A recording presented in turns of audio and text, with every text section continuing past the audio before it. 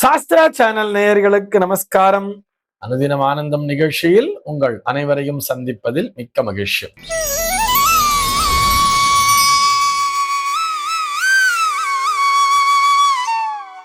இன்று 30/1/2026 இந்த நாள் குறித்து பஞ்சாங்கம் என்ன சொல்றதுன்னு பார்க்கலாம் வாங்கோ. இன்றைய தினம் விஸ்வாவசு வருடம் தை மாதம் 16ஆம் தேதி வெள்ளிக்கிழமை. திதி பார்த்தோம்னா வளர்பிறை துவாதசி திதி பகல் 11:09 வரைக்கும் இருக்க. அதனைத் தொடர்ந்து வளர்பிறை திரையோதசி திதியானது வந்து விடுகிறது. இன்னைக்கு நட்சத்திரம் பார்த்தோம்னா திருவாதிரை நட்சத்திரம். நாளைய தினம் அதிகாலை 3:26 வரைக்கும் இருக்கும். அதனைத் தொடர்ந்து புனர்பூசம் நட்சத்திரம் என்பதும் வந்து விடுகிறது. இந்த நாள் முழுவதுமே ஒரு சித்த யோகம் கூடிய நாளாக அமைந்திருக்கிறது. இதுபோக பஞ்சாங்கத்திலே வரக்கூடிய யோகம் அப்படின்னு சொல்லி பார்த்தோம்னா இன்னைக்கு வைத்ருதி அப்படிங்கிற ஒரு நாம யோகத்தை கொடுத்திருக்கா. கரணம் பார்த்தோம்னா பாலவம் அப்படிங்கிற ஒரு கரணம் பகல் 11:09 வரைக்கும் இருக்கு. அதனைத் தொடர்ந்து கௌலவம் அப்படிங்கிற ஒரு கரணமானது வந்து விடுகிறது. இந்த நாளானது ஒரு மேல் நோக்கு நாளாக அமைந்திருக்கிறது. இன்னைக்கு என்ன ஸ்பெஷல் அப்படின்னு சொல்லி பார்த்தோம்னா இன்றைய தினம் பஞ்சாங்கத்திலே பிரதோஷம் அப்படிங்கிறத கொடுத்திருக்கா. ஆக இன்றைய தினம் மாலை பொழுதிலே அருகிலுள்ள சிவாலயத்திற்கு சென்று இறைவனை வழிபடுவதற்கு மறக்காதீர்கள் என்பதற்காக நினைவூட்டுகிறோம். இதுபோக இந்த நாளானது ஒரு தை வெள்ளிக்கிழமை நாளாக அமைந்திருக்கிறது. வைசிரா அப்படிங்கிறத கொடுத்திருப்பா பஞ்சாங்கத்துல. இது என்ன வைசிரா அப்படின்னு சொல்லி பார்த்தோம்னா இன்றைக்கு வைத்ருதி நாமயோகம் என்பது இருப்பதால் வைத்ருதி ஷார்த்தம், அதாவது ஷண்ணவத்தின்னு சொல்லுவா. ஒரு வருடத்திலே 96 நாட்கள் முன்னோர் வழிபாட்டிற்குரிய நாட்களாக வருகிறது. அந்த வரிசையிலே இந்த நாளும் ஒரு நாளாக அமைந்திருக்கிறது என்பதுதான் அந்த வைசிரா என்கின்ற வார்த்தைக்கான பொருள். இதுபோக இன்றைய தினம் பஞ்சாங்கத்திலே வராக கல்பாதி அப்படிங்கிறத கொடுத்திருக்கா. அறிவாட்டாய நாயனாரினுடைய குரு பூஜை நாளாகவும் இந்த நாளானது அமைந்திருக்கிறது. இதுபோக இன்றைய தினம் பீஷ்ம துவாதசி அப்படிங்கிறதையும் கொடுத்திருக்கா. சென்னையை பொறுத்தவரை இன்றைய தினத்தினுடைய சூரிய உதயம் என்பது காலை 6:39 சூரிய அஸ்தமனம் என்பது மாலை 6:05 சந்திர உதயம் என்பது மதியம் 3:38 சந்திர அஸ்தமனம் என்பது நாளைய தினம் அதிகாலை 4:55 சம்பவிக்கிறது. பிரம்ம முகூர்த்தம் பார்த்தோம்னா நாளைய தினம் அதிகாலை 4:58 முதல் காலை 6:39 வரையில் நீடித்திருக்கிறது.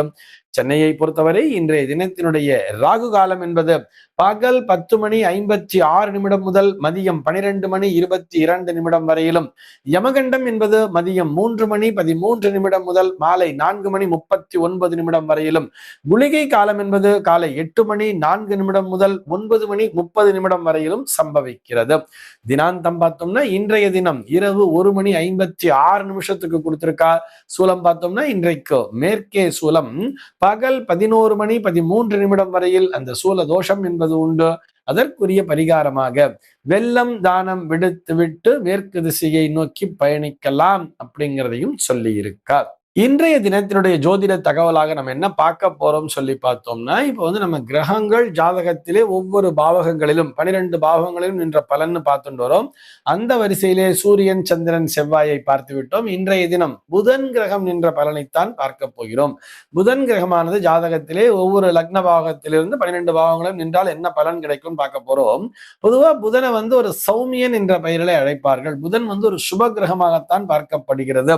அதாவது வேற யாராவது ஒரு அசுப கிரகம் என்பது சேர்ந்தால் அவருடைய குணத்தையும் சேர்த்து பலனை தருவார்ங்கிறார். புதன் கூட யார் இருக்காளோ அவளுடைய குணத்தையும் சேர்த்து ஈர்த்துக்கும். அப்படிங்கிறதுனால வேற எந்த கிரகமும் இல்லாம தனிமையாக ஒரு புதன் என்பவர் ஜாதகத்திலே இருந்தால் நல்ல பலன் தான் நிச்சயமாக கிடைக்கும். வேற ஏதாவது ஒரு கிரகம் சேர்ந்து விட்டால் அந்த கிரகத்தினுடைய குணத்தையும் சேர்த்து கொண்டு நமக்கு பலனை தருவார் அப்படிங்கிற மாதிரிதான் புதனை பற்றி சொல்லுவார்கள். லக்னத்திலே புதன் இருந்தால், வெறும் புதன் கிரகம் மட்டும் லக்னத்துல இருக்கார் அப்படின்னு சொல்லி பார்த்தோம்னா அவர்கள் நல்ல புத்திசாலியாக இருப்பார்கள், மிகவும் புத்திமானாக இருப்பார்கள், கீர்த்திவானாக இருப்பார்கள், புகழ் பெறுபவர்களாக இருப்பார்கள். அந்த சிந்தனை திறன் என்பது அவர்களிடத்திலே அதிகமாக இருக்கும்னு சொல்றார். 2ஆம் பாவத்திலே புதன் இருந்தால் நல்ல வாக்கு, ஒரு ஜோதிடனாக இருப்பான், ஜோதிடம் தெரியும், சாஸ்திரங்களை கற்றுக்கொள்வான், சாஸ்திரம் அறிந்தவனாக இருப்பான் அப்படிங்கிற மாதிரி சொல்லுவார். அதே மாதிரி 3ஆம் பாவகத்திலே புதன் இருந்தால், இந்த 3ஆம் பாவத்து புதனை மட்டும்தான் சற்று குறைன்னு சொல்றத எப்படி சொல்லுவான்னு சொன்னா, கபட நாடகம் ஆடுபவர்களாக இருப்பார்கள் சொல்றார். 3லே புதன் இருப்பவர்களை நம்ப முடியாது. ஏன்னா நம்ம எதிர்த்தாப்புல ஒரு மாதிரி பேசுவா, அந்த பக்கம் போய் வேற மாதிரி பேசுவா நம்மளை பத்தியே. இடத்திற்கு தகுந்தாற் போல் தங்களை மாற்றிக்கொள்ளக்கூடிய அந்த பச்சோந்தின்னு சொல்லுவா இல்லையா, அந்த மாதிரி குணத்தினை உடையவர்களாக அந்த 3ஆம் பாவகத்திலே புதன் இருந்தால் இருப்பார் அப்படின்னு சொல்லுவா. அதே நேரத்திலே பிரச்சனைக்குரிய நேரத்திலே சமாளிக்கக்கூடிய திறன் என்பது உன்னிடத்திலே இருக்குங்கிறார். அதனால 3லே புதன் இருப்பவர்கள் சொல்வதை எல்லாவற்றையும் அப்படியே நம்பிவிட முடியாது, கொஞ்சம் அலசி ஆராய்ஞ்சுதான் நம்பணுங்கிறார்.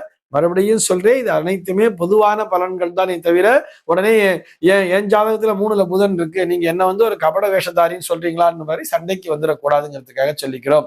அதே மாதிரி 4லே புதன் இருந்தால் 4ஆம் பாவத்து புதன் என்பது மிகவும் நல்ல பலனை தரும் சொல்றார். 4ஆம் பாவத்து புதன் என்பது நல்ல வித்தைவான், நல்ல கல்வியிலே நல்ல சிறக்கக்கூடியவனாக இருப்பான் அப்படிங்கிற மாதிரிலாம் சொல்றார். 4ஆம் பாவத்து புதனை மிகவும் உயர்வாகவே சொல்கிறார்கள். ஆச்சார சீலனாக இருப்பான், ஒழுக்கம் நிறைந்தவனாக இருப்பான்ங்கிற மாதிரிலாம் சொல்றார்.